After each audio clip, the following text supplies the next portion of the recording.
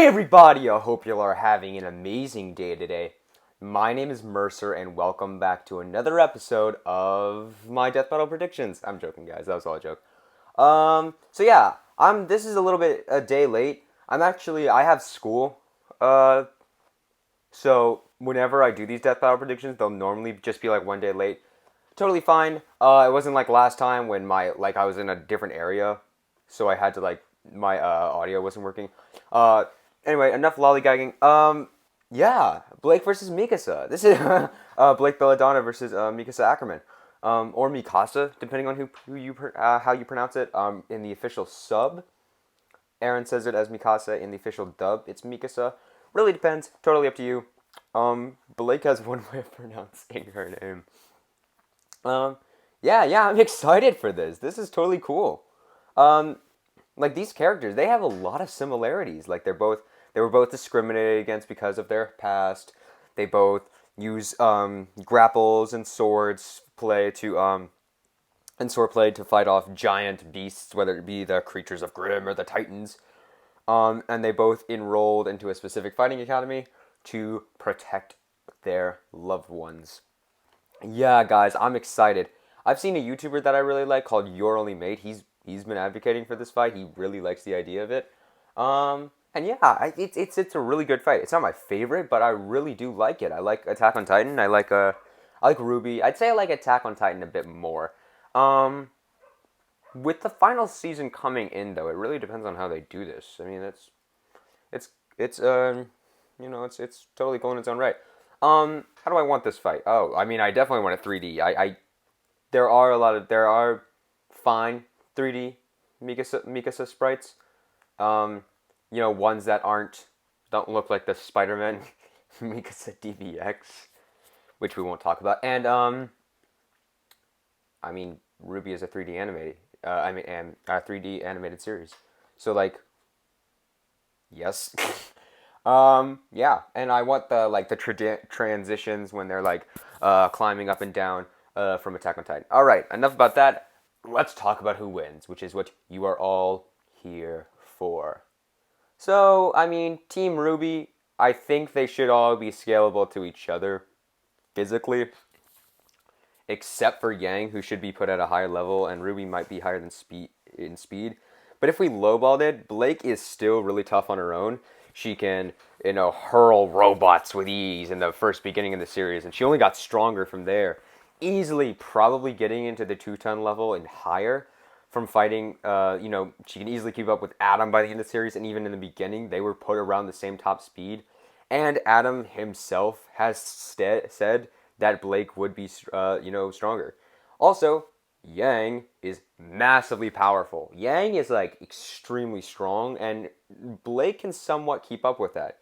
So obviously, I think that she could keep up with Ruby's sort of casual speed and Blake's sort of casual strength, which is really a lot. I mean, they are both really strong and fast characters, and Blake on her own could very well be more agile, or at least more in the durability factor than Ruby and Yang.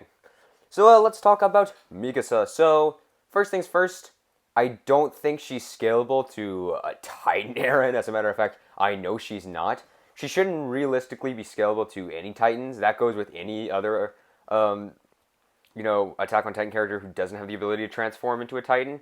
Correct me if I'm wrong. I haven't watched the full final season of Attack on Titan. There's also, we do know that she can take them down using agility and speed. So she should realistically have lots of training. She uses the dual swords and the grapples and the acrobatic and martial arts skill, and she's scalable to base form Eren and Levi. So yeah, she can dodge point blank gunfire. She can maybe move at hypersonic speeds. She should realistically move at an extremely fast level, possibly faster than Eren in his base form, remember. And obviously, I don't think she's scalable to Titan Eren. I don't think I need to say this that many times. But she should realistically be put way past peak levels. So, let's talk about who wins. I think Blake's probably going to win this fight. I think she has more of an advantage than Mikasa does. For one, I think she should have more versatility. First of all, she uses a projectile, And even if Mikasa can dodge it, it will still put her on her feet. Her sword's a lot stronger than, Mikasa's normal, like, basic blades. While they are strong in their own right, they're child's play compared to the full extent of blades and weapons and whatnot that Ruby has to offer. So, I mean, and also that goes with Blake's weapons. There's also Sun's, like, ability that he was able to lift up like a crushing house, and Blake's dad in around like it was like season 5, or volume 5. I'm sorry. So yeah, yeah, Blake should scale to that. Talking about speed, I did some calcs and I got this number for Blake. Yeah, 68,569 versus 89,982 for Mikasa. So Mikasa is a pretty large bit faster than movement speed. In terms of reaction time, Blake should take that. I mean, base form Ruby can react to lightning bolts and possibly even lasers, and that should be scalable to them as well. Talking about strength, I mean, easily, I think it's more likely that Blake would win that fight in that category, and in durability for that matter. She's a lot more agile. She is a lot stronger, as she has like the same training enhancements, and she's a lot more skilled in like groundwork. I think the best advantage Mikasa has. Oh, and here's the strength calcs, by the way, I got. This is a pretty good highball for both of them. I don't think they're realistically able to handle that, but if I highballed it to the most, I got those. Realistically, the higher ends of Ruby should dwarf, like, not the Titans, just like the humans, should dwarf the higher ends of Attack on Titan. Mikasa can't turn into a Titan, so, I mean, realistically wise, I think it's more likely that Blake will get the hand on this one. But if you guys disagree, just let me know in the comments below. Let's talk about my review for Heihachi versus Geese. Alright. That fight was pretty good. I mean, it was solid. It was pretty nice. It's not what I expected. I had a lot of problems with it first. The first one is that I didn't like how it was 2D animated. I just didn't. It's not my cup of tea. Heihachi has some of the best 3D sprites I've ever seen from his games, which have all been 3D animated. Look at Tekken 7. They look great. And guess who else has a Geese Howard 3D animated sprite? No, not Super Smash Bros. And no, there is no 3D animated King of Fighters game. Tekken 7 also has that. It would have been fine. I mean, literally, it would have been great. I had a friend of mine point out to me and say, like, they could, it would be better if they literally just played Tekken 7 with Geese and Heihachi. That would have been better animated, as it would still be 3D. But overall, those sprites did inevitably look really nice. The hand-drawn scenes with, like, Geese, mwah, chef's kiss. It was great. It looked pretty nice. Was it the best they've ever done? No. Zuko Todoroki definitely had the best hand-drawn sprites, in my opinion. Or, nah, probably those. But realistically, I definitely think that 3D sprites would have been better. I do agree. Yeah, Heihachi would win, and I mean, this keeps my streak up. So I'm proud. I was really looking forward to seeing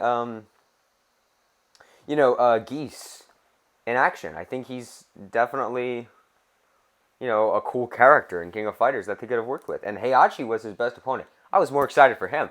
The analysis segment, that gave me like vibes and nostalgia to early on like seasons. That gave me nostalgia of Balrog versus TJ combo, Ryu versus Jen. Amazingly great analysis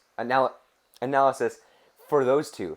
It was great. I love the analysis. The jokes about predictable and too easy and die forever were excellent. They brought that back. They did amazingly work. The fact that they did sub for Heihachi, I really appreciate that.